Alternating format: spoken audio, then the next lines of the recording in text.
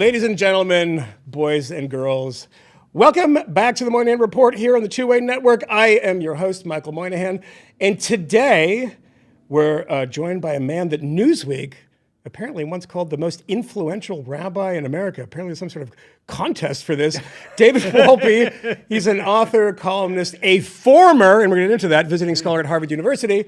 And last but not least, he is the Max Webb Emeritus Rabbi of Sinai Temple. You've got a lot of qualifications, Rabbi. Thanks for joining us. Sure, happy to be here. Former visiting definitely. scholar. And when I left, nobody said, no, please stay. Yeah, there was not. Come on back. Yeah, they didn't want you to come back. No, they Give did us a sense of what happened. I mean, you're a visiting scholar at Harvard, pretty plum position, pretty prestigious position. You're not there that long before you tender your resignation. No, What well, happened? okay. So I was there for a year, and I did fill out the year, but I was on this anti-Semitism committee that was supposed to help, and that's what I resigned from. And I resigned from it, I mean, to make a long story short, because the committee, which was like a serious committee, kept making recommendations, and nothing kept. Can you say nothing kept happening? You can now. What Yes. happened was nothing. When the rabbi says it, What happened was nothing, right? And at a certain point, especially after the hearings that everybody watched, I just thought I'm lending credibility to this committee that does not deserve. It's not because of the committee, but it doesn't deserve credibility because it's obviously doing nothing. And when I resigned, I told the other committee members I was leaving. Most of them, in fact, all of them, had some kind of deep connection to Harvard. And the former dean of the law school, Martha Minow, terrific person, told me that her father, Newton Minow, used to be head of PBS, told her you should never take a job that has accountability but not authority. And that's basically what I'd done. I was accountable, but I couldn't make any changes. So I left, and it became a huge thing that I had stepped down. It became a huge thing. I kind of want to steel man this in a way, but let me just start by asking you the kind of broad question. Did Harvard, and I presume nothing much has changed in a couple of years, does Harvard have an anti-Semitism problem? I would, let me start this with an appeal to authority. The current president of Harvard, Alan Garber, said Harvard has an anti-Semitism problem. But does he believe that, do you think? Or, I mean, trying to keep the wolves at bay? I mean, the Trump administration's going after Harvard. Yes, that's true. It's really hard to know what other people, I don't always know what I believe, but we're very confident in reading what other people believe. I don't cut windows into women's souls and men's souls, as Queen Elizabeth said, but I think he knows that it's true. Because first of all, after October 7th, the messages that people got on Slack channels that I saw, Snapchat or whatever the channels were at Harvard, with the swastikas and the baby killers and the go back to Poland. And the swastikas being that the Israelis are Nazis. Not that we support the Nazis. Israelis are Nazis, and some of them were explicitly anti-Semitic phrases. Remember, I was at HDS, okay? And that's Harvard Divinity School. Harvard Divinity School, which has a confluence of three different kinds of anti-Semitism. There is, first of all, old-line Christian anti-Semitism that never completely goes away. It's gone away a lot in the 21st century. It's much, much better than, but it still exists. Now, is that, not to interrupt the list, but is that the sort of, if I'm allowed to say this, the kind of banal anti-Semitism that you can't come into the country club, but we're not going to make... Right, generally it is. We're not going to march in Skokie, but generally it is. We're wasps. We know you killed Christ, but it's okay, I understand. So there's that. Then there is the jihadist anti-Semitism that is fueled by money from Qatar in particular, but not only from Qatar, that is absolutely endemic in the Middle East. I mean, you can find the Protocols of the Elders of Zion, which is the anti-Semitic forgery all over the Middle East. And then there is progressive left anti-Semitism, which reads all of any disproportionate failure of a group is due to structural reasons. So any disproportionate success is due to structural reasons, and Jews are disproportionately successful, therefore they must be cut down in order to make, I mean, when I put years ago, the analogy I used is you only get an even lawn with a lawnmower. You can't get it with fertilizer. So by cutting down the Jews, by having fewer of them at school, by telling them that their advantages are because they run the government and they run the banks and but not by merit, there's this sort of, you get a swirling together of different anti-Semitic Well, I'm always strands. impressed that Jews get it from every direction. Yeah. Left, right, center, religious, You can get secular. it from, yes. That's the impressive persistence. Tucker Carlson, Louis Farrakhan, you get it from all sides. Yeah, I mean, the impressive persistence of it, and it is, I think it's Robert Wistrick's book, The Oldest Hatred. Yeah. Let me ask you that, like, very difficult, huge question of, October 7th, prior to October 7th, I read a piece by the New Left intellectual Gabriel Kolko, who's since passed away. And it sounded like it was written in the weeks after October 7th. It was written in 2009. Yes. It was the exact same language, so it's pretty persistent. What is it, as somebody who thinks about this stuff a lot, that you find that there's common threads that says no matter how many committees you're on, it's just not that easy to make it go away? I mean, the origin of anti-Semitism in my reading is distrust of the other. And for most of human history, Jews were the identified other, right? There were Christians and Jews, there were Muslims and Jews, there were Frenchmen and Jews, there were Russians and Jews. We were the ones who refused to be the same. And I always tell people, if you think human beings are basically good, you should visit a playground. What happens when a new kid comes on the playground? You don't say, oh, a new child, let's share our toys. No, it's get the new kid. So there's distrust of the other. It was then rocket fueled by this family fight between Jews that became Christianity, because all the early Christians were Jews, and family fights get very ugly. So that made all of Christendom hostile to Jews. If you read the Quran, you see when Muhammad thinks that the Jews will become Islamic, he's friendly. When they don't, he's unfriendly. And so then you have these two great traditions that Jews have explicitly said no to. And from there are lots of other, like Thomas Sowell has a theory about how every merchant class has discrimination against it, right? If you don't own things, and Jews weren't allowed to own things, then what are you? You're the person who adds price to it. And you don't get upset at the government, you get upset at the tax collector. And that was the position that the Jews were put in. Right, exactly. Usury is a good example. Yeah. So it's overdetermined.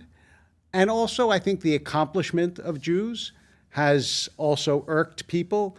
And there is this more metaphysical, spiritual idea that goes way back, that Jews were the ones who introduced this notion of conscience and ethical obligation to the world, right? Before the innovation of the Ten Commandments before that, the gods only cared how you treated them. You read Homer, gods care how you treat them. All of a sudden, God cared how I treat you. And that's a burden of guilt and obligation, and the Jews represent that. Back to Harvard, because I could go off for 3 hours about the history of this thing. We could talk about the Mendel-Bellis blood libel if we wanted to. Yep. But the Tsars, I think, are the Tsarist Russia is the real guilty party here.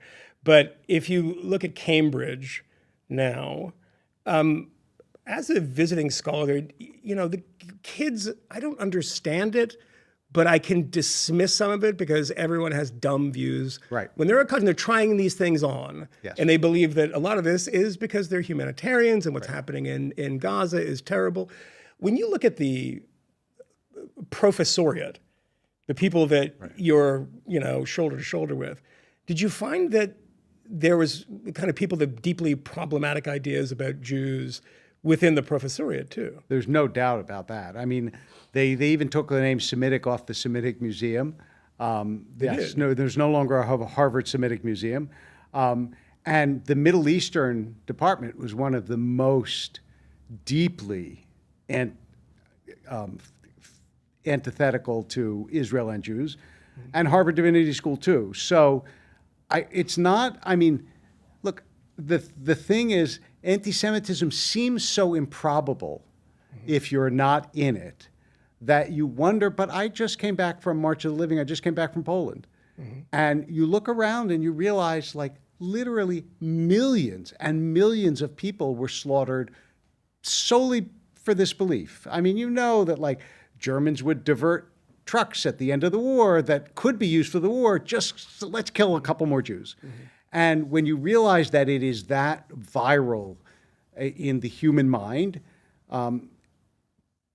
professors at Harvard are hardly immune. So there are staff members, professors, others who were not just animated by humanitarian concern for Gaza, but really hated the Jews. If you ask them, is there any country in the world that should be wiped out? It's never, well, look what Russia did in Ukraine or China did in Tibet or what they did to the Rohingya. Only, yes, we should eliminate the only Jewish country that exists. Doesn't matter what any other country does. I mean, on paper, you would suggest, or one would imagine, that October 7th happens. If you took the identifying factors, what country it was, who we know who the aggressors are, but we just don't know who they are, and we look at the results, we see those videos, you would say there's going to be a groundswell of support. And I don't mean, by the way, after 2 years of war. I understand that. I understand people are very, very exhausted by this, and they say this has to stop. We have to get the hostages back. You have rabbinical councils saying this, et cetera. Totally understand. But in the days right after there were protests in Times Square, they were not for the people who had been slaughtered. Quite the opposite, actually. And then you look around the landscape of social media, especially, people who were once credible sources in the media, indulging some pretty wild stuff. I mean, you were on, surprising to me, you were on Theo Vaughn's podcast. I know. Right? And then, the Rabbi's on 6 months later. He has Candace Owen on, who is, so insane. Let me just say, I will say, I mean, I don't know if this is, I reached out to him after that. I have not heard back, but Theo, I would like to. Because Candace, what would you say to Theo Vaughn, because look, you don't want to be somebody like you're accusing somebody of no, I don't think I'm not. Well, what I would say to him is, you must be aware that she says this and this and this and this. You must be aware that she calls Judaism a pedophilic cult, right? How does that square with your beliefs about the world? And if it doesn't, did you feel any responsibility to call her out on that? Because I assumed if I came on your show and I had said that religion X was a pedophilic cult. Or race X. Or race X, you would have to say something, or you would lose your own credibility. Lose your sponsors. Probably your sponsors. So I would love to hear his explanation of that. I don't know if I ever will. Is a lot of this stuff, I mean, a lot of it has to be for clicks. I mean, I wonder what you think about this platforming idea, because I vehemently oppose this idea when it's collective, in the sense that a university is saying collectively, we're a group of people, we don't want this person. That's, the students want them, whatever. If you have your own show, you can make that decision. I don't want David Irving to come on and deny the Holocaust. I don't want some racist to come on and say black people aren't as smart as white people, et cetera. I saw Piers Morgan the other day, this ridiculous World Wrestling Federation type show, and has on a guy named Myron something or other, who's just an out and out anti-Semite. It's not even that's anti-Zionist. No, he's just saying Jews are the devil, et cetera. Do you think that those people have a place in the media to be debated, considering they're so popular already? I mean, Candace Owens has one of the most popular podcasts in the country. There is a point at which, if somebody is spouting what is pure hatred, they're not a debate partner. They're not making arguments and counter arguments. They're not bringing information that you don't know. I mean, I can't imagine debating Candace. Also, you have to accept the possible legitimacy of a premise to debate it. If I'm going to say, I'm going to debate whether Judaism is a pedophilic cult, that suggests that I'm saying it's a debate. So there are two sides to that. So you know that I debated our mutual friend Christopher Hitchens 6 times. I always knew he had a side to his argument, and obviously would defend it brilliantly. It never occurred to me to say I won't debate him because what he says is so ridiculous it couldn't be true. Yeah. But I can't imagine debating somebody whose views are so noxious that I would give them no credibility at all. I mean, I've said this a few times before publicly, but I interviewed as one of the first people to go down to Alex Jones's compound in 2016. It was before he had, he was an Austin, weirdo that people thought was kind of funny. And he was in, he'd show up in movies and stuff, and Richard Linklater movies. And I went down there, and my producer said to me, well, when he says X or Y about 9/11, what are you going to do? How are you going to debate him? And I said, I'm not going to debate him. Because the reason is when you talk to people like this, there's no guardrails. They just make things up. So if I say, well, Alex, that's not true. He's like, well, I have a document. Just like, you don't have a document. And these are not, you can't, Christopher Hitchens would be within the guardrails of reasoned debate. And there is a certain point where I just don't find the utility in it. But it does suggest, what does one do when people who have David Irving-like ideas about the Holocaust, who are getting millions of views talking about pedophilic cults, et cetera? How does one respond? I don't know to how that? you respond. I'll start by saying, I used to have a member of my family who I will not identify, not close member, but a member who was a little crazy. Yeah. And when I would ask my father, why don't you contradict him? He would say to me, nobody is more consistently reasonable than a madman. And you just don't. It's what Chesterton said. Actually, Chesterton said, a madman isn't someone who's lost his reason. It's someone who's lost everything but his reason. Mm-hmm. In other words, the premise you start from is so insane that you can defend it given your insane premises. It's reasonable considering the premise. Exactly. Yeah. And so it's impossible to debate. Yeah. I don't know what you do about it. I think that the entire Jewish world, to some extent, is grappling with exactly this problem. What do you do to damp down an explosion? As you said, Wister called it the longest hatred. You're not going to get rid of it.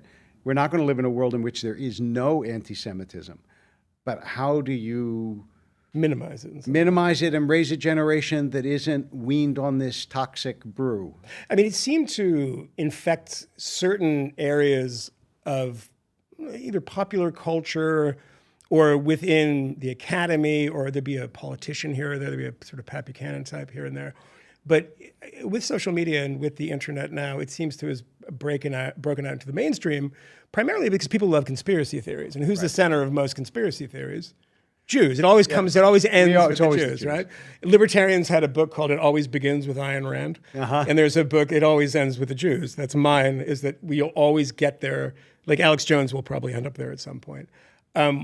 So it seems to me that it's more pervasive and more sinister now, keeping Israel out of it, which I want to get to. Actually, you know what? I don't want to break that off. I want to make that part of it, because you see the opinion polls since October 7th, support for Israel has dropped significantly. Is that sort of intimately tied up in it? Had October 7th not happened, do you think this level of anti-Semitism would be on the rise, and so many people on the right in particular? I think it was certainly an accelerant. Yeah. I would also say social media is a tremendous accelerant, and a lot of it is driven by, and I've seen data on this, and I'm fairly convinced, Russian bots, and a lot of it is driven by automatic responses. And this goes back a good deal of this was seeded by the Soviet Union and subsequently by Russia. Yeah. This is not new, and we have, again, lots of evidence that this is so. So what I would say is you have both deliberate actors pushing it. Those are two, they're not the only ones. Deliberate actors pushing it, and also then the confirmation of, look at these pictures from Gaza, which are, everybody can agree, they're horrible and terrible, and they're suffering and so on. And so it's a kind of perfect storm. Yeah. How do you yourself think about that and confront that? I've seen a number of, you always see, it's always the appeal to authority is the rabbi headline. Right. Rabbi says war must stop. Rabbi says hostage deal must be made. A collection of rabbis say X, Y, and Z. As a rabbi, and you see those horrible images coming out of Gaza, and I imagine you have congregants who are horrified by this stuff and say, Absolutely. consult me on this because I'm not feeling good about it. Right. And so the first thing I would say is I validate their feeling, and you're not supposed to feel good about it. I mean, you're supposed to think that the death of innocent people is a horrible thing. And then you also have to ask yourself, what ought one do? Like, if you have genocidal governments on your border, and the only way to try to eliminate them, since they live in tunnels and leave their citizens above the tunnels, because the citizens of Gaza are never allowed to be protected in the tunnels, only the fighters.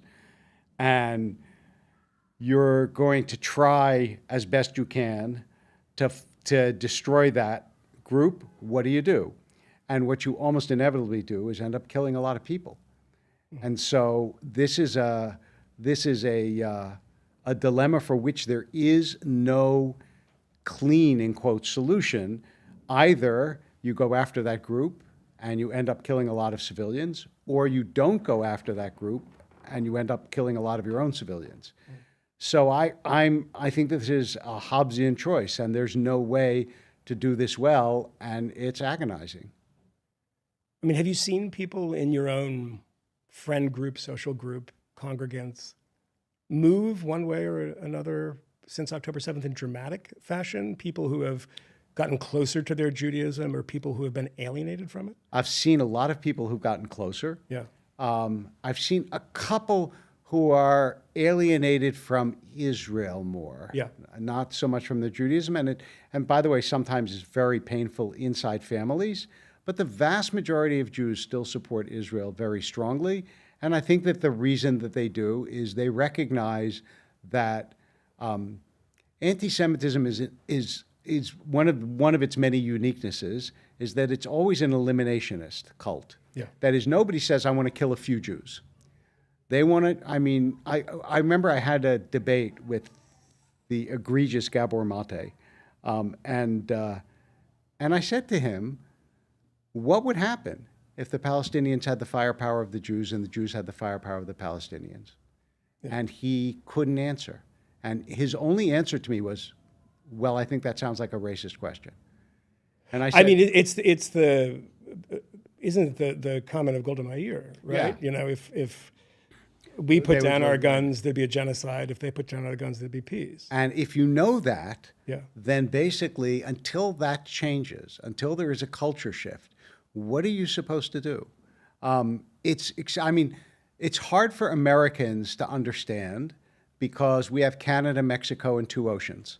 Yeah. And so the idea that you live surrounded by people who... And we still say we're being invaded. And we still say we're being invaded, exactly. And look at these terrible... Yes, the fentanyl But when you're from surrounded Toronto. by people who either have mild hostility or truly genocidal hostility towards you, it's extraordinarily difficult to try to survive that.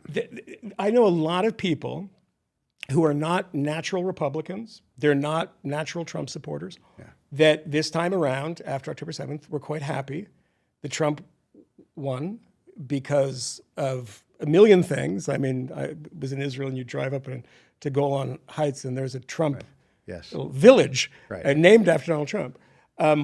How long do you suspect that is going to last? And maybe I'm wrong, the premise of the question is wrong, but I have suspected for a while that a lot of the shifts in the Republican Party, Israel's going to be part of it. You see a very hostile coalition amongst the Tucker Carlsons of the world. You see people being fired from the NSA because they're too, quote unquote, neocon. And you see Donald Trump maybe getting the gift of a $400 million jet from the Qataris, the people who fund and sustain and give life to Hamas. So, and I mean, also, one of the things that like Adon Alexander, the American hostage who was just freed, was freed because of the Qataris. Yes. So if you can free a hostage, then the logical obverse of that is that the hostages who stay there with your complicity. So basically, the Qataris are complicit in the captivity of the hostages, just like they're able to free them. So yeah, I'm not a big fan of Qatar or Qatar, however you say it. It's getting but look, here was my line on Trump to people, because I don't give election advice and I try to stay away from politics as much as I can. Yeah. Because for two reasons. One is because I feel like it's an illegitimate arrogation of one form of authority for the other. I don't know more about politics than my congregants do. I really don't. And also because a rabbi's politics is almost always antecedent to their becoming a rabbi. It's like all of a sudden they discover the Torah says exactly what they thought before they become. So I always used to say to them, whatever president is best for America is best for Israel. So you have to decide what president is best for America. If a president is bad for America, it's not going to be good for Israel, no matter what they do or what they say. But in particular about Trump right now, what I would say is there is no way for anyone, however wise, to begin to predict what he will do or what the effect of that doing will be. I don't think he knows either. No, it's so incredibly, I don't want to say it's random, but it's certainly dice spinning. Yeah. It's a bit of randomness. So I don't know what the outcome of this legacy is going to be. I have no idea. I have tremendous concerns about it both ways, but I don't know. I mean, it seems like when I know you avoid politics, publicly anyway, as a rabbi. Exactly. But there is a moment right now with Steve Witkoff and some tension between Netanyahu. I mean, it feels like the Obama administration when Mike Waltz leaving, who was clearly very close to Israel. Correct, and that seems like it was engineered because of Iran and Israel. Yes, right? I think that was a big part of it. If you were to look at Israel now, you travel there a lot. You're very invested in the country. I mean, intellectually, maybe financially, I have no idea. But you're invested in the country. Is there anything you see politically in Israel right now that gives you pause and says, okay, this is a problem and this is something that needs to change? Also, because of my own country and the Jews in the diaspora, if you want to have us on board, X or Y should change. Anything that bothers you? I could list a lot of things in Israel. I mean, look, the principal issue in Israel, a principal issue is the fact that the ultra-Orthodox, the Haredim, are not drafted. And for a while that was okay, I think, with the social compact. But when you are yourself, especially a religious Jew, the religious Zionists who do have their kids go into the army, and you're going into the army the third, fourth time, it's just an insupportable difference. And so that's a huge issue. And part of the reason that a draft bill has not been passed is because it would bring Netanyahu's coalition down. Yeah. So with there's that. And Ben-Gvir and these guys. There's the fact that Netanyahu has been the prime minister for decades now, and it's really, we instituted, term limits for a reason, because we thought it was unhealthy for the body politic for somebody to be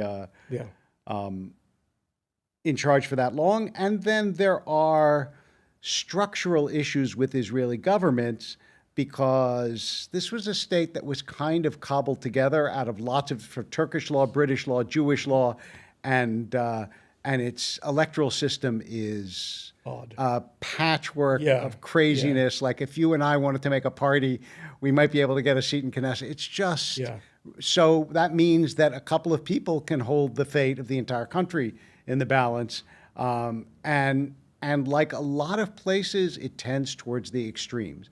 So you have people in the Israeli cabinet who are virtually Kahanists, which is actually outlawed in the Israeli cabinet. So they have a lot to face up to. And in that sense, by the way, October 7th probably created moments of cohesion that as time goes on, we will see what happens with that.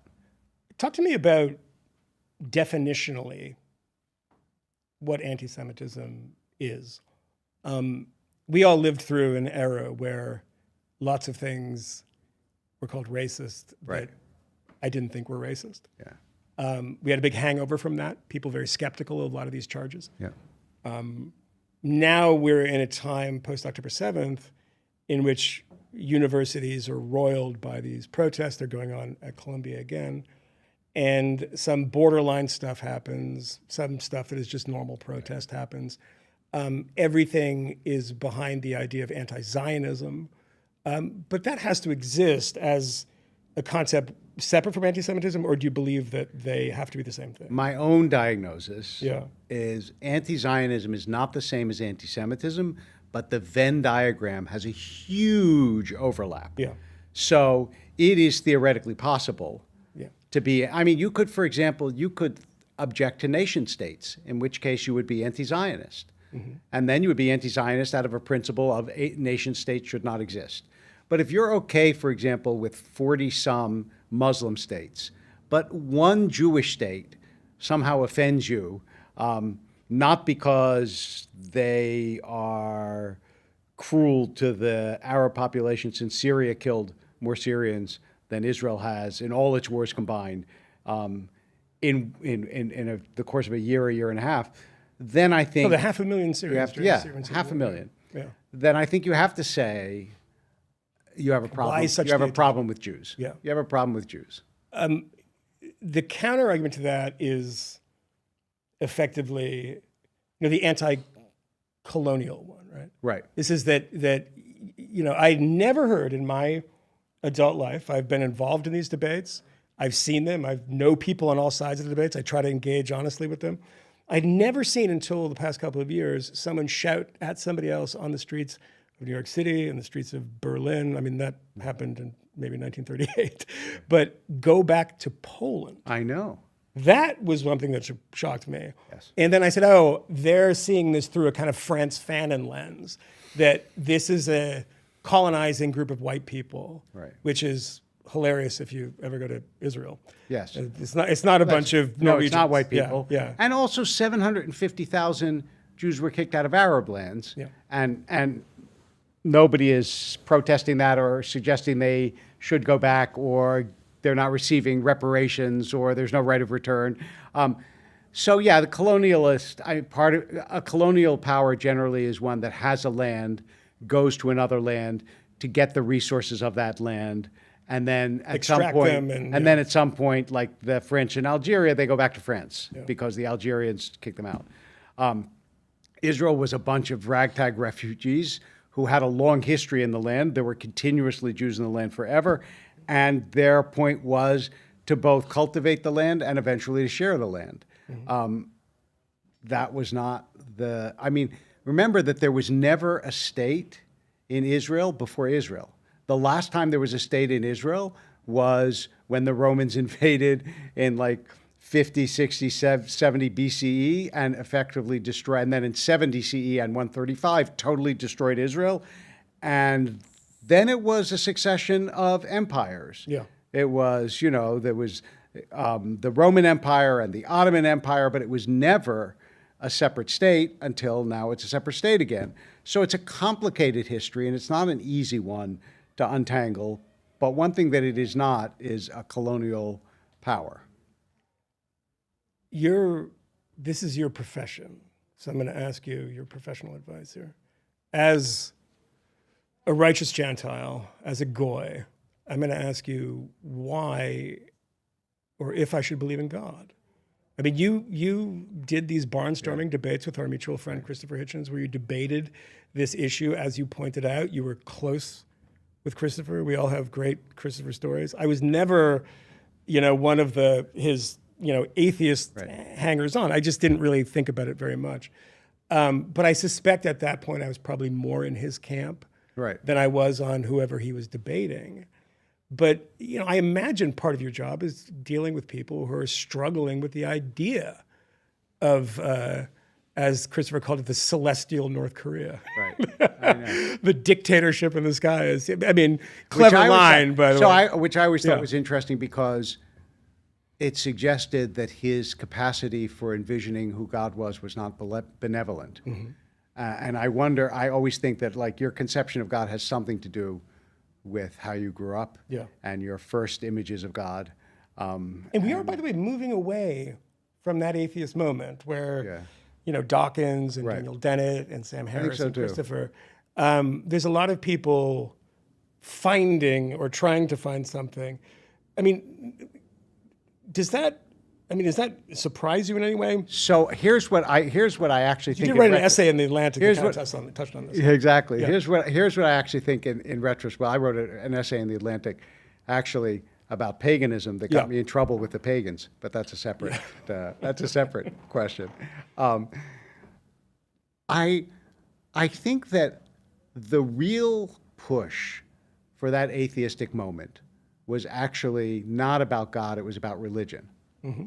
It was about, honestly, it was driven by 9/11 and Islamic terrorism. And if you read Dawkins and Harris and Hitchens, that's who they were really upset. In fact, like more than once, one or more of them said to me, like, basically, I'm happy to debate with you, but you're not the issue. Your kind of religion is not really the religion that I'm. It is the ones who believe we have to fight, and if you deny our God, then you are terrible and evil and so on. So I think what is happening now is that there is a sense in which people are willing to, I always say, like the great division is not between people who believe and don't believe, it's between materialists and anti-materialists. If you believe the world is more than stuff, if you think there is a mystery at the heart of the universe and not a puzzle, then you're on the religious side of the ledger. What that means, religions are attempts to relate to and to understand that ultimate mystery. Did you ever have any shakiness in your belief as an adult, as a rabbi? Oh, yeah. You did? Rabbi Nachman of Bratslav said he was a moon man. His faith waxed and waned. Yeah. So I felt the same What way. precipitates some of those doubts? Not the usual things. Like I had a brain tumor. I had cancer. Yeah. I never thought, why me? It was just, I think, the overpoweringness of the material world that sometimes, like, as in the words of one Hasidic rabbi, it's like holding a penny up to your eye, that it blocks out everything else. Sometimes it's hard for me to make the connection that I really do believe is beyond us, and it takes sometimes where you are or the disposition you're in. And there is the emotional force of suffering, not one's own, but the world's suffering that makes it hard. Yeah. For me, it's always a bit of Pascal's wager about all of it, Although, but I'm going to buy some insurance. But William Kaufman, who wrote these wonderful books, he has a section in Faith of a Heretic about Pascal's wager. And he says, what happens if you get up to heaven and God says, actually, I value honesty. Yeah. And you were prudential, but you were not honest, you know? So that may be too. It's very, I think that doubt is actually, I wrote an article for Sapir, which is the journal of the Maimonides Fund, where I'm a scholar in residence, about how doubt is part of faith. And I think that that's actually true. I think that there is a sort of shadow side to faith that most Does it go feel. away, the doubt, as you accrue more knowledge, experience? Not in a linear fashion. I think it waxes, and there are times of more and times of less. And at least for me, I can't. But you ever go into the synagogue and you say, I don't know if I can do this today. I'm just not. I'm in one of those periods where I don't know what is true and what isn't. I can.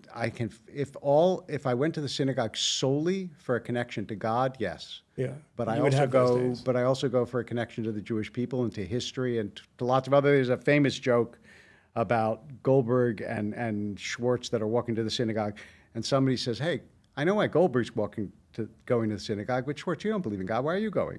And Schwartz says, "Well, Goldberg goes to talk to God, and I go to talk to Goldberg."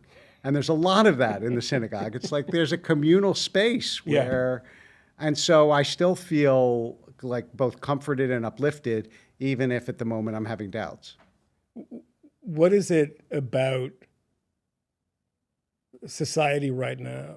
I mean, I look at this all the time, not from the perspective of somebody who is communing with God, but somebody who is looking at my 14-year-old child and seeing the world that she's growing up in. And everybody has those moments, right? That this is so different. But it wasn't that different between, how I grew up and how somebody in the 70s or, early 80s, late 70s grew up. It was pretty similar in some ways.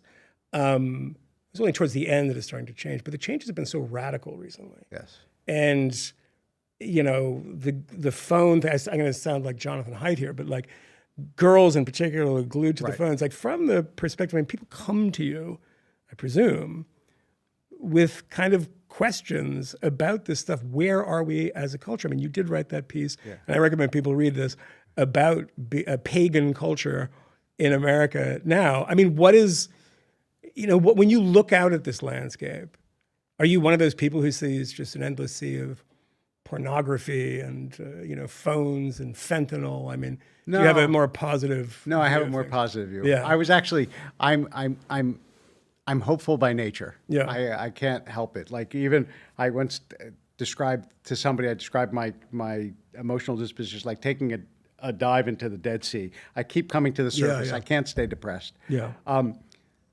But I think that the one sentence diagnosis, and actually I was just reading this book, which I don't know if you've read, you may well have, by Matthew Rose, called After Liberalism. It's about 5 thinkers on the radical right. Yeah. And almost every one of them who are on the radical right. So we're not talking about, it's everybody from Spengler on. They're all lamenting the loss of tribalism and rootedness. And you see that now in the reaction on the right.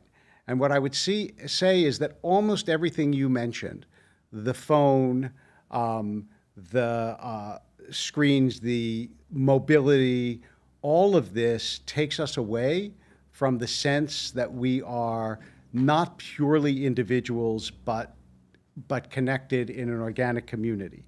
One of the reasons why people go to churches or to synagogues or to mosques is because they want to feel connected to other people and communities. And I do fear that we're raising our kids with, you're connected to your Instagram community, but give a year, 5 years, 10 years, that's not going to be your community anymore. And so without interpersonal connections, I think the soul withers, and we really need to rediscover how to connect to one another, because without that, I don't see how a society can stay sound. Yeah, I mean, I always point this out, that when I would go to Trump rallies covering them as a journalist, I saw the same thing every time, of people like they were meeting a mail order bride. Yeah. They said, my friend, we're meeting here, and she's this person. They're usually in their late 60s, sometimes 70s. And you realize that they never met each other. They were on a Facebook group about Donald Trump, and Donald Trump was giving them a sense of meaning that was way beyond the idea of politics. But you're talking about identity here. I mean, I saw something. I can't say that I watched this clip, so I apologize if I'm buggering this thing up. But it was a Tucker Carlson thing from yesterday. And, the headline gives you the sense of it. Ben Shapiro says he's the great enemy of identity politics, but all he cares about is Israel and Judaism and his community, as you're saying. And that's just a form of identity politics. I think if identity politics is, you must treat me a certain way because I am this person, that I think is a problem, as opposed to treating me the same way you would treat anyone else. If it is, this is who I am and that's what I care about, that seems to me perfectly reasonable. Yeah. So it depends how you deploy it. If I say to you, Michael, you have to treat me differently because I'm a Jew, that's but I do that already. Politics. That's identity politics. But if I say the reason I care about this is because I'm Jewish, if somebody says the reason I care about trans issues is because I'm trans, I said that makes perfect sense. Like I would expect that if you cared about like issues about the Irish or bar hopping issues. What are the issues with the Irish? Right, exactly. But our universal failure over the years. Amazing. Who was it? Some Irish politician said, I'm an Irish politician. I have a chip on both shoulders. Yeah, that's essentially right. Yeah. But I think to have an identity and to promote an identity is not the same as identity politics, which is claiming special rights or privileges because of the identity you have. Yeah. Yeah. What is the, 2 more things I want to get to some people out there and see if people have some questions. What is the commonality? I mean, is there a commonality in being Jewish, in the sense that if you meet somebody from the small Jewish community in Stockholm or something, that there's a unifying feature beyond a religious thing? Because Jews are a religious family. They're not a religion. Like a religion is something, if you believe it today, you're it. If you don't believe it tomorrow, you're not. Judaism doesn't work that way. Yeah. And it's a family because you can join it, just like you can, it's not a race because you can become Jewish, but it is a family. And therefore, when you recognize even distant members of the family, that's something that I think most Jews feel an almost automatic affinity and or kinship with. How do you become like a celebrity rabbi? You're a celebrity rabbi. Did you know that? You were aware of that, right? Because when I looked you up, I was doing my background as I always do. I mean, I know a lot about you, but I was doing, in one of the headlines I saw referred to you as Monica Lewinsky's rabbi. Well, she grew up in my synagogue. Oh, she did. So that wasn't a misprint, or that wasn't. She grew up in my synagogue. Okay. And when that all happened, I made a public criticism of the president. So that got covered. You did. Yes. Ken Starr too, or just the president? Well, the president, because I don't remember if I ever said anything about Ken Starr, and I said because he publicly he tried to trash her reputation. Yeah. Which she was a 22-year-old girl. I mean, when my daughter, who's now in her late 20s, when she was 22, I remember looking at her and I thought, I would kill him for like trying to destroy her publicly. So anyway, but that's a separate, she's terrific, also a terrific human being, Monica Lewinsky. She's a special person. She's recovered in a way that obviously took many years. Yeah. But has come out the other end in a really kind of impressive way. Very impressive, very impressive. All right, do we have some people here, Jason, that we can bring up and ask some questions of? I mean, they're pretty deep, soul-searching. Yeah. Okay, Haley, do we have Haley? So you have a question for the rabbi, Haley? Hi, Haley. Yes, I do. Hi, Rabbi. I'm a huge fan of yours. Thank you. Full disclosure, I am a Jew. I'm an Israeli Jew. I lived half my life in Israel, half in New York. So this conversation is, right to my soul. But basically, I know you said you didn't get into politics, but I have a very general question about just the future of the pro-Israel cause in America.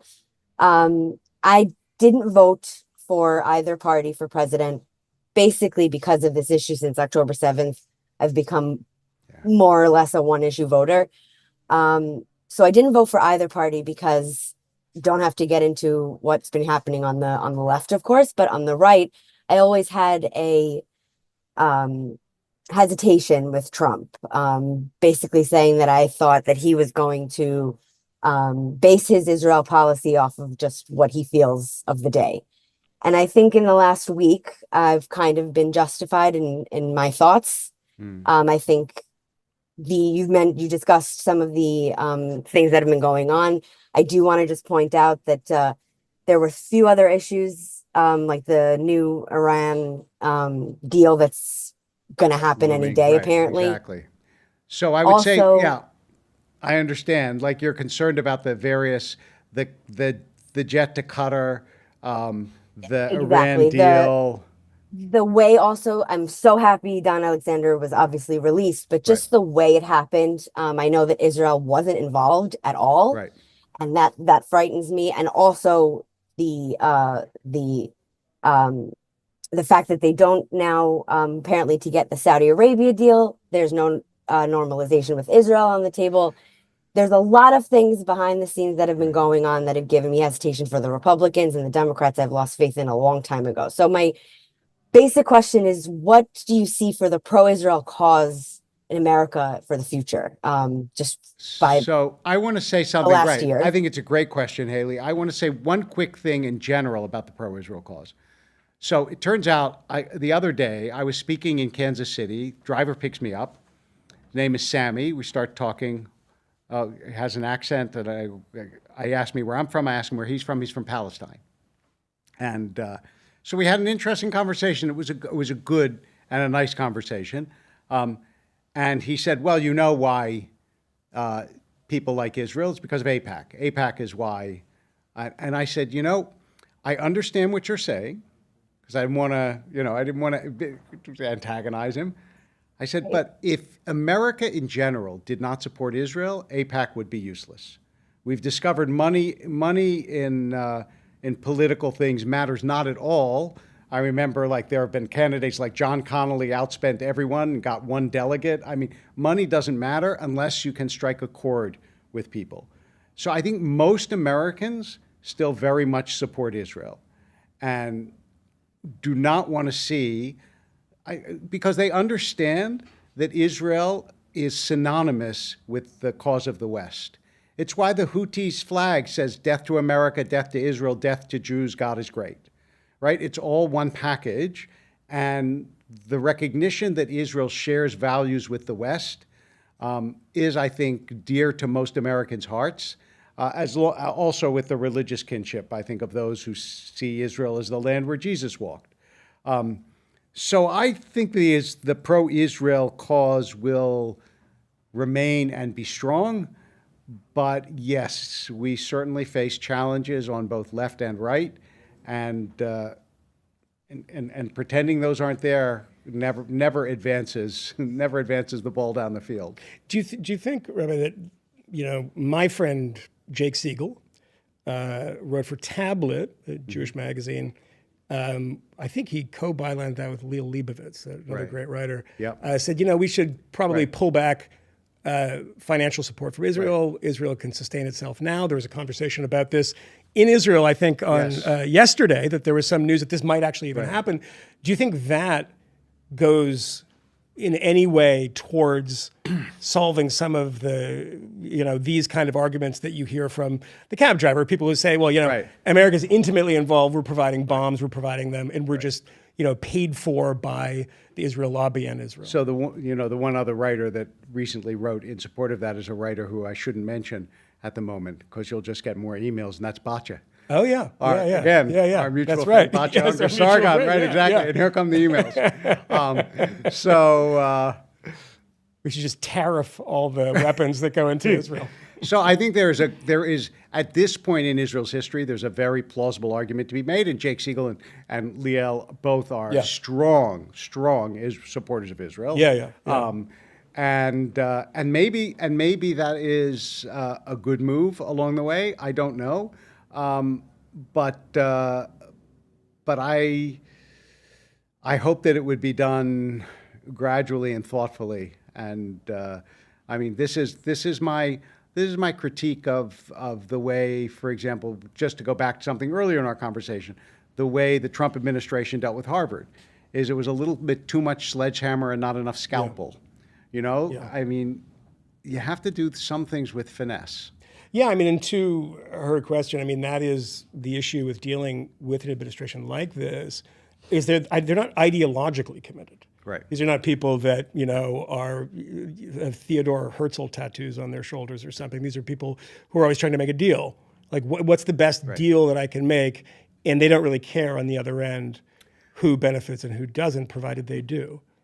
I'm trying to remember the name. I actually blurbed his book, but Walter Russell Mead wrote a book about Israel-America relations where he shows the long history of America supporting Israel, not because there was lobbying, but because it was both in America's interest and also in America's principle. Mm-hmm. So it's worth, if you want to read a really extensive account of that, Walter Russell Mead's book, whose name escapes me for the moment. It is true about America's support. I once got a bottle of booze from the Distilled Spirits Council, one of these lobbying groups. Seriously, it was Discus. Yeah, that was Discus. They gave me this bottle of booze, and somebody said, because it was in my house, it's like, oh, you're getting bought and paid by the liquor lobby. I was like, you don't think they know who they're sending this to? They know that I support their product, so therefore they're not buying me out. Believe me, if AIPAC never said another word to Richie Torres.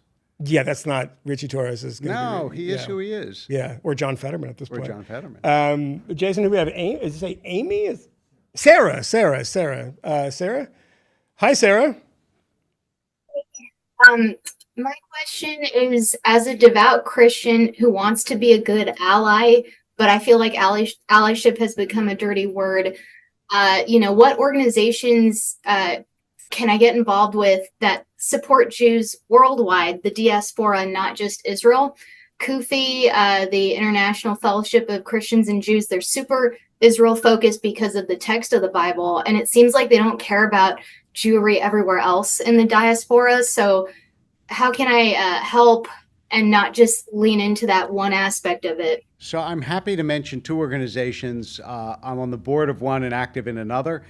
The Joint Distribution Committee takes care of Jews all over the world. I remember walking into an apartment of a Jewish woman who had a child who was developmentally disabled in Budapest, and we brought her medicine and helped the child, and I still have the drawing that the kid made for me, and it's a wonderful organization, Joint Distribution Committee, JDC. And also there is an organization called ELNET, which is basically AIPAC for Europe. It tries to draw European countries closer to Israel and does a lot of good work. But they're obviously not very effective. What's that? You just said they're not very effective. Well, they have a lot of work to do. They have a lot of work to do, both of those. But the other thing I would say is, you can be an ally by speaking up, and you can be an ally by, letting Jews and your Jewish friends know that you care about them. But those are at least two organizations that I think are worth looking into. I have to say, by the way, to the previous conversation about AIPAC, one of the great examples of that, being a, shall we say, shaky argument is Europe. It doesn't matter how much money you put in to Sweden or Norway, you're not going to sway public opinion. And I'm not even talking about the large immigrant population, is that you can't buy that. It's the Jeb Bush problem. And I had lunch with a reporter from Australia, and she's not Jewish, but she was talking about getting scary. Yeah. It's getting scary. Yeah, that definitely, money can't buy. I mean, it starts with Michael Huffington. Right. and, and he's married to, fortune. And then he just comes out as gay and loses the race. And it's just, I think that happened after he lost the race. Jen, do we have Jen? Can I call on Jen? Hi, Jen. Hi, how are you? Good. Do you have a question for the rabbi? I love that. I love saying that. Do you have a question for the rabbi? What an awesome show today. It's kind of, I have so many thoughts. It's kind of hard to focus them here. I am a Christian. I grew up in quite a few different churches because we moved around, and never ever was I taught that that Jews were responsible for killing Christ. It was always that all of us, all humans, our sin was what was responsible. I am not trying to dispute anything you were saying about No, that's beautiful. I think that's much more true than it used to be, and I love to hear it, and I think it's wonderful. And I guess what I wanted to bring up is, I think as time has gone by, and maybe since World War II, is a lot of churches have looked at tradition and tried to assess, are those traditions truly biblical? Mm-hmm. And what are the ones that maybe we need to discard because they're not biblical? But then there are those like anti-Semitism that are actually anti-biblical. Mm-hmm. They are, I'm 100% in favor of Israel. I like it. We don't really need a car. But anyway, I guess my question there is, we've had politicians that say they're for Israel, but then everything they do seems to be the opposite. So how do you figure out what's sort of the litmus test for politicians who are in favor of Israel and those who are not? So I first of all, thank you for all those comments. It was only in 1965 that with Nostra Aetate that the Catholic Church declared officially that Jews were not responsible for the death of Jesus. But that's why I think Jews have to be enormously grateful for the true change in Christian attitudes in the last 50, 100 years. It's been a remarkable shift. And what I would say is I try to understand that if you're in office, because I very briefly in college worked on a political campaign and got some vague sense of the enormous pressures on politicians, that if you're in office and you don't do everything I think that you should do, that doesn't mean that you're anti-Israel. So I give people some latitude, but if they do things that are really harmful or detrimental to Israel's interests, then, you have to decide that this is not the person that you want to be in office. And every president actually has faced this question. It's usually shocking to people. The first president that actually publicly enunciated a two-state solution and endorsed it was George W. Bush. And nobody ever thought that George W. Bush wasn't very pro-Israel.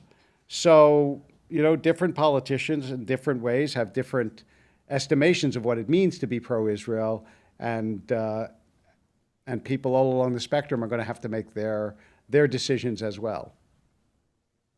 Well, thank you very much for that question. This is one of these episodes that I have to remember that we have viewers and listeners, because I just want to keep talking about like esoteric things as I'm among the righteous. Yes. I am the Oscar Schindler of YouTube. Of our age. Yeah, of our age. I am the Raoul Wallenberg of YouTube interview shows. Rabbi, thank you so much.